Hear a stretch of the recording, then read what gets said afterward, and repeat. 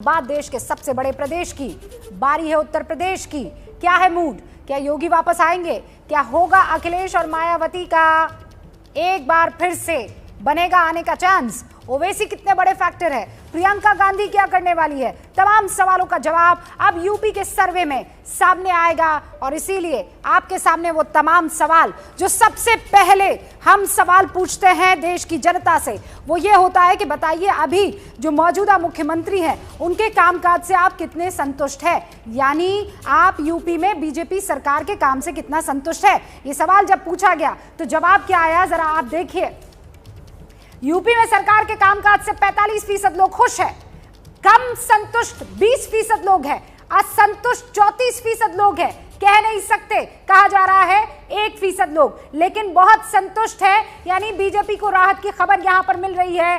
45% लोग कह रहे हैं कि हम तो संतुष्ट हैं। फिर हमने नाम लेकर पूछा कि बताइए योगी के कामकाज से आप लोग संतुष्ट है कि नहीं है। जब यह सवाल पूछा आंकड़ा आया बहुत संतुष्ट के नाम पर 44%, बस 1% कम संतुष्ट 18% लोगों ने कहा और असंतुष्ट है कहा 37% लोगों ने।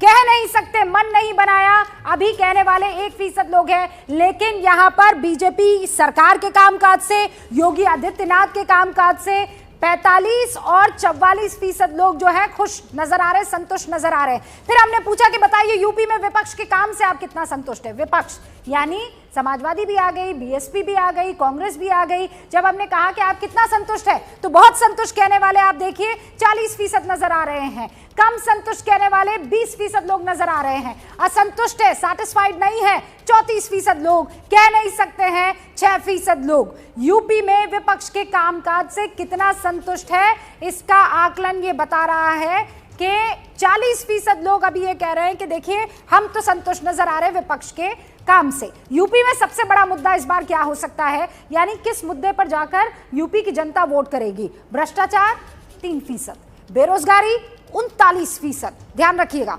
महंगाई 26%, किसान वाला मुद्दा मत भूलिए, सबसे बड़ा फैक्टर राकेश टिकैत वहां पर बॉर्डर पर जाकर बैठ गए थे, पंजाब से पूरा मसला उठकर यहां आ गया था, लेकिन उसके बावजूद किसान जो है वो 19% है, कोरोना 10% है, अन्य 3% है, यानी सबसे बड़ा मुद्दा आप भ्रष्टाचार और बेरोजगारी जो है उसको आप जोड़ दीजिए। भ्रष्टाचार, बेरोजगारी और महंगाई को अगर जोड़ दीजिए तो सबसे बड़ा मुद्दा बनकर आ रहा है। फिर किसको कितने सीट परसेंट, किसको कितने वोट परसेंट जो है वो मिल रहे हैं ये आपको बताएंगे। उससे पहले मैं चाहती हूं कि जो उत्तर प्रदेश से हमारे साथ खास मेहमान जुड़े हैं उनसे आपका तारुफ करवा देती हूं। अब तक आप जानते ही हैं प्रदीप जी हमारे साथ जुड़े हुए हैं, वरिष्ठ पत्रकार, अभिज्ञान प्रकाश वरिष्ठ पत्रकार हमारे साथ बने हुए हैं, यशवंत देशमुख सी वोटर के डायरेक्टर हैं ही, शांतनु गुप्ता राजनीतिक विश्लेषक हमारे साथ जुड़ चुके हैं, डॉक्टर एमएच खान साहब प्रवक्ता है बीएसपी के हमारे साथ जुड़ चुके हैं, राजीव राय साहब समाजवादी पार्टी के प्रवक्ता हैं जुड़ चुके हैं, सैयद असीम वकार साहब प्रवक्ता AIMIM के जुड़ चुके हैं। सबसे पहले राजीव जी आपसे शुरुआत कर रही हूं कि जो विपक्ष है उसके कामकाज से संतुष्ट 40% और योगी के कामकाज से संतुष्ट लगभग 44% के आसपास नजर आ रहे हैं, इसमें भी योगी आगे दिख रहे हैं। राजीव राय साहब। रूबिका जी जी ये अपने आप में कंट्राडिक्शन, आवाज इको हो रहा है, एको ठीक कर लीजिए प्लीज। सर मैं ठीक करवाती हूँ, आप तब तक जारी रख पाएंगे अपनी बात?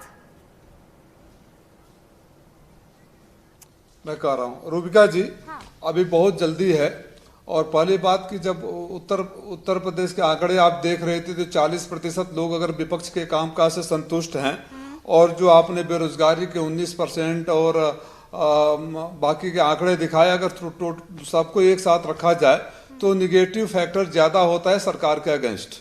और बहरहाल मैं बिना किसी के इंटीग्रिटी पर या टेक्नोलॉजी पर या मेथोडोलॉजी पर सवाल किए हुए ये जरूर जानता हूं कि जैसे जैसे चुनाव आएंगे, जैसे पूर्व में इतिहास रहा है, मैं तो सी वोटर के साथ 2012 में भी बैठा था और एक ही स्टूडियो में हम दोनों लोग बैठे थे, तब भी कहा जाता था, फिर अभी बिहार का, महाराष्ट्र का, बंगाल का, पंजाब का, ये सब सामने उदाहरण है। तो जैसे जैसे चुनाव आएगा लोगों का आक्रोश बाहर आएगा और आक्रोश क्या है अभी आपने मुझे नहीं पता, मैं चाहूंगा कि उसको संज्ञान लें, इसको फीडबैक के रूप में लें। आप बोल रहे हैं भ्रष्टाचार सिर्फ 3% का मुद्दा है। भ्रष्टाचार की हालत ये है कि आज भी हमारे यहाँ, जैसे मैं एक छोटा सा उदाहरण दे लूं, पूरे प्रदेश को ये अपने आप में रिफ्लेक्ट करेगा।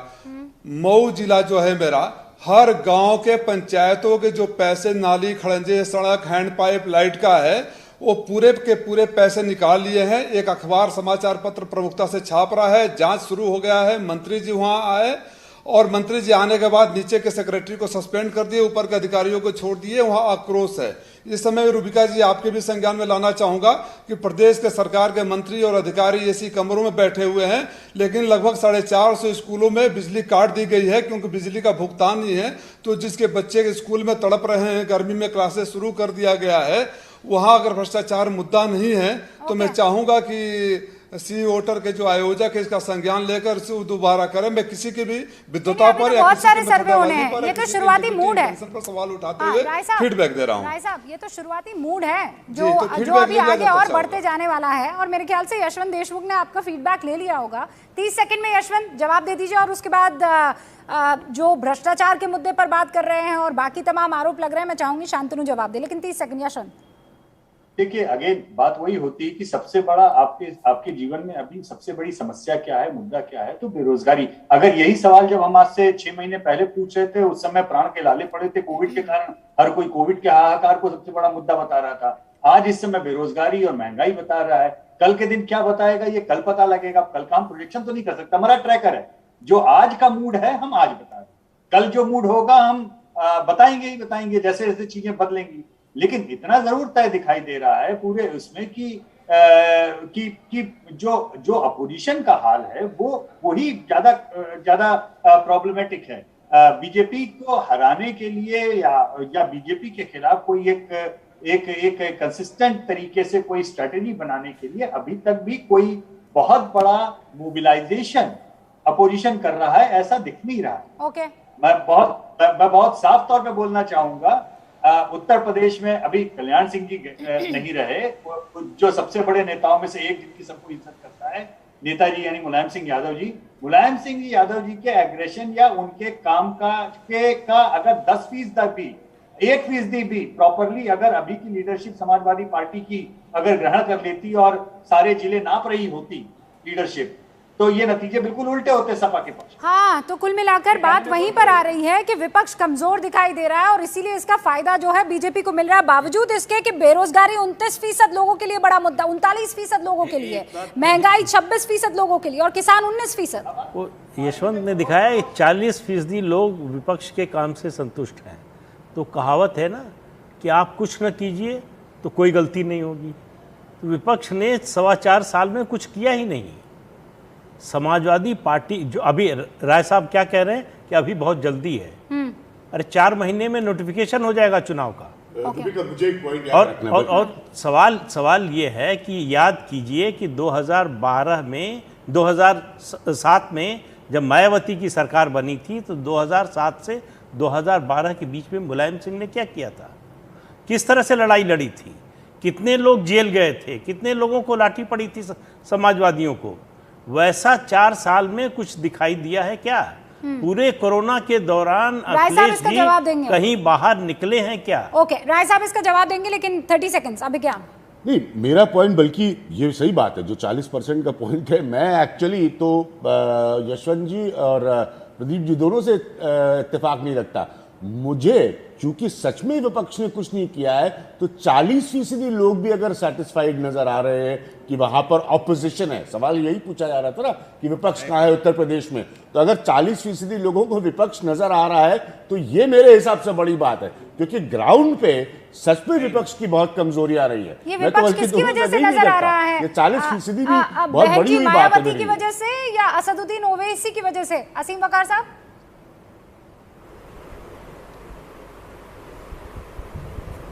जी, सवाल एक बार फिर से पूछ लीजिएगा। मैं ये कह रही हूँ कि 40% लोगों को विपक्ष इस वक्त नजर आ रहा है, ये किसकी वजह से नजर आ रहा है? कौन सा विपक्ष? आप लोग सब इकट्ठे तो है नहीं, तो आपकी पार्टी की वजह से विपक्ष नजर आ रहा है कि बहन जी की वजह से कि अखिलेश यादव की वजह से? देखिए, विपक्ष होता है, विपक्ष में जो सरकार में नहीं होता वो सब विपक्ष में माना जाता है। ये तो बहुत बड़ा ज्ञान मुझे आज आपने दिया है। ये इको इको हो रही है आवाज। हंसी भी इको हो रही है। हाँ, एको ठीक कीजिए भाई।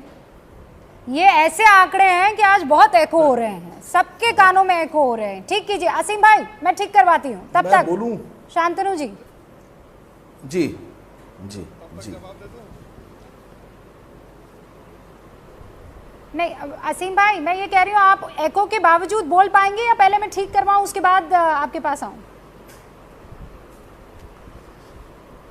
नहीं, बोल दूंगा, मैं बोल लूंगा। चलिए हाँ, चलिए कीजिए बिस्मिल्लाह।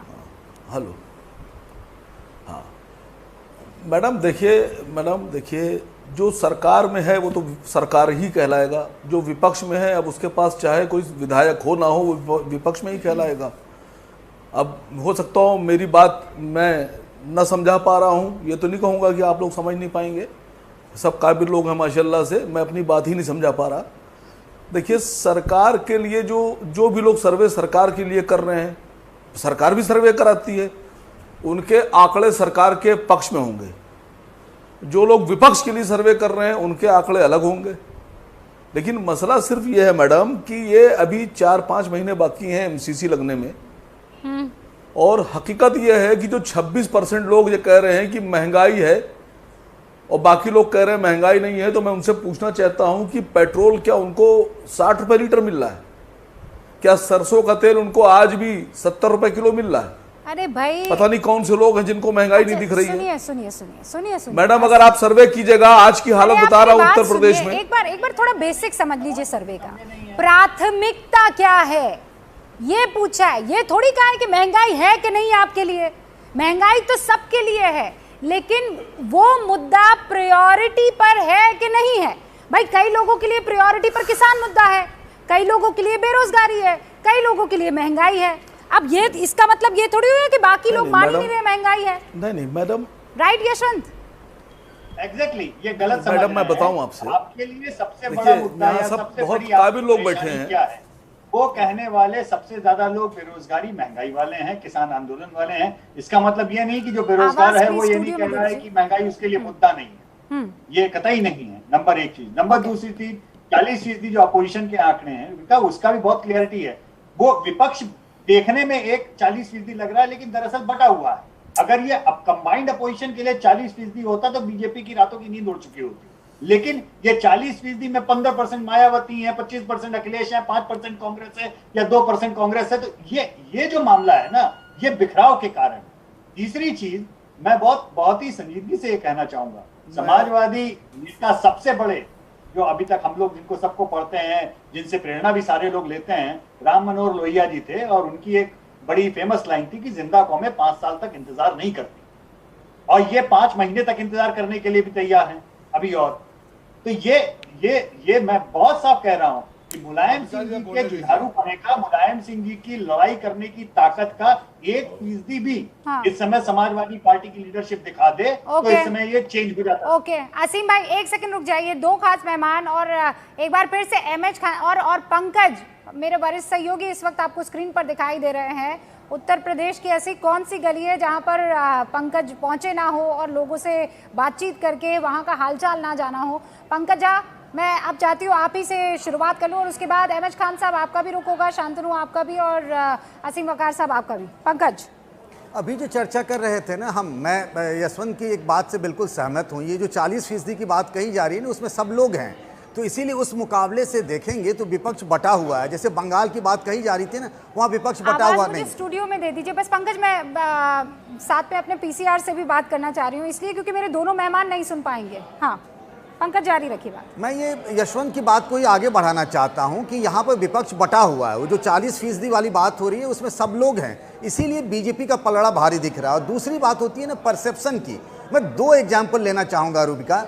जब कोविड हुआ योगी आदित्यनाथ को, उसके बाद जैसे ही ठीक हुए 14-15 दिनों बाद वो तमाम ज़िलों में जाकर के वो इलाकों का दौरा करने लगे, इंतजाम देखने लगे। कोरोना की महामारी के दौरान उनकी बड़ी निंदा हुई थी। दूसरी बात अभी का आप देख लीजिए, यूपी के कई जिलों में बाढ़ है, तो वो थोड़े से एक्टिव, सुपर एक्टिव दिखते हैं। हाल फिलहाल के दिनों में अखिलेश यादव से भी सवाल हुआ था कि आप सब योगी आदित्यनाथ सवेरे 4 बजे उठकर काम करने लगते हैं, तो उन्होंने कहा था मजाक में ही कि हम तो उतने उससे भी पहले उठ जाते हैं, भजन करने लगते हैं। लेकिन क्या होता है ना, ऑप्टिक्स बहुत बड़ी चीज़ होती है राजनीति में, तो उसमें ऐसा लगता है कि योगी एक्टिव मूड में दिखते हैं, मौसम में दिखते हैं। अभी आप थी रूबिका, शिवपाल यादव ने क्या कहा था कि समाजवादी पार्टी में आजकल संघर्ष नहीं होता है, इन सब का बहुत असर पड़ता है और ये बातें मायने रखती है चुनाव में। हाँ, और जब बात हो रही है, एमएच खान साहब आप सुन रहे हैं, चर्चा अखिलेश यादव की हो रही है, मुलायम सिंह यादव की हो रही है, योगी आदित्यनाथ की हो रही है।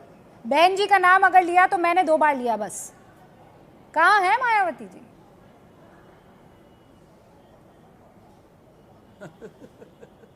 क्या सवाल किया आपने, कहाँ है मायावती जी? 4 बार की मुख्यमंत्री हैं आप, उन्होंने कहा कहाँ है मायावती जी? हाँ, अच्छा, अरे रुकिए, क्या मैं सवाल ठीक किया कर आपने? देती हूँ। एम एच जब आप खान कह रहे हैं साहब, विपक्ष बटा हुआ, 4 विपक्ष बार बटा की हुआ, मुख्यमंत्री अरे बहन मायावती जी कहाँ हैं? वो तभी होती हैं जब मुख्यमंत्री होती हैं, वरना नहीं होती हैं। ये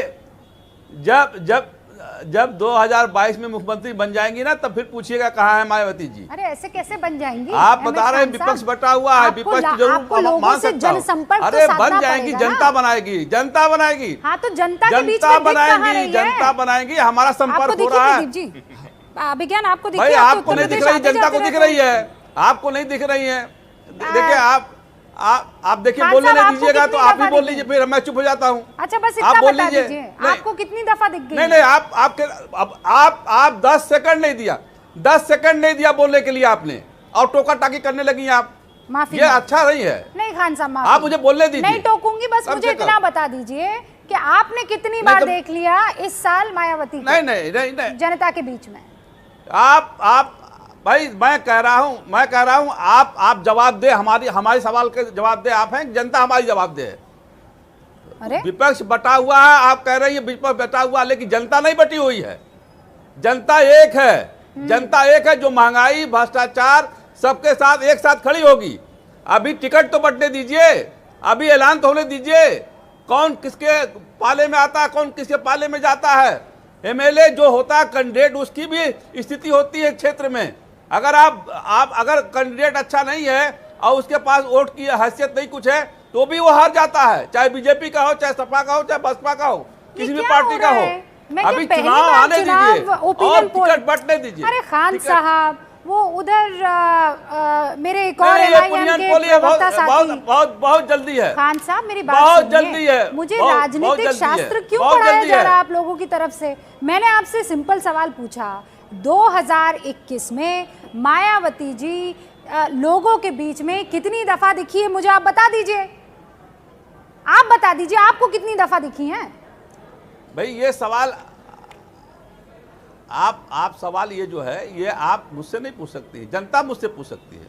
अरे जनता मुझसे पूछ सकती है, जनता के बीच में हम हैं, बहन जी हैं। कोरोना के पीरियड में आपसे क्या पता, पूछने का पता? अच्छा, सबसे बड़ी ह्यूमन ट्रेजेडी का जो पीरियड था, जनता सवाल, उसमें कहाँ नजर आई? खान साहब, जनता सवाल पूछने आ गई तो आप जानते हैं ना, उनके जनता के बीच में हम हैं, जनता के बीच में हम हैं, उन्हीं के सवालों को पूछते हैं। कहिए कि मुझे नहीं पता जनता है, के बीच में खान हैं, साहब बोल जनता के दीजिए मुझे नहीं प्रतिनिधि दिखी है, हैं। एक मर्तबा भी कह दीजिए नहीं ना। पता है हमें, मुझे पता है वो दिखती हैं, बराबर दिखती हैं।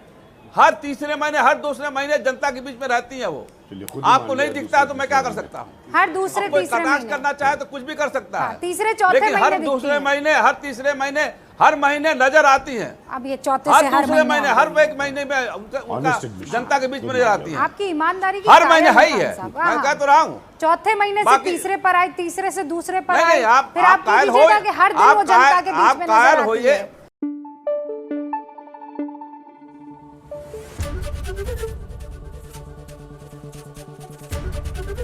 एबीपी न्यूज आपको रखे आगे।